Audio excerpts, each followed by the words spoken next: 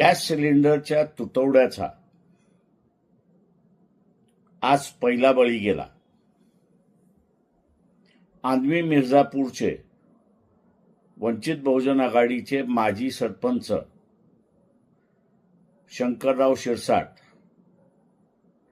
हे सकाळी 9 वाजल्यापासून गॅस लाईनमध्ये उभे होते. दुपारी 1-1:30च्या दरम्यान त्यांना चक्कर आली आणि त्याचमध्ये त्यांचं निधन झालं. गॅस तुटवडा होणार याची अगोदर कल्पना दिली होती. शासनाने नियोजन व्यवस्थित केलं असतं तर कदाचित माजी सरपंच शंकरराव शिरसाट यांचा जीव वाचला असता.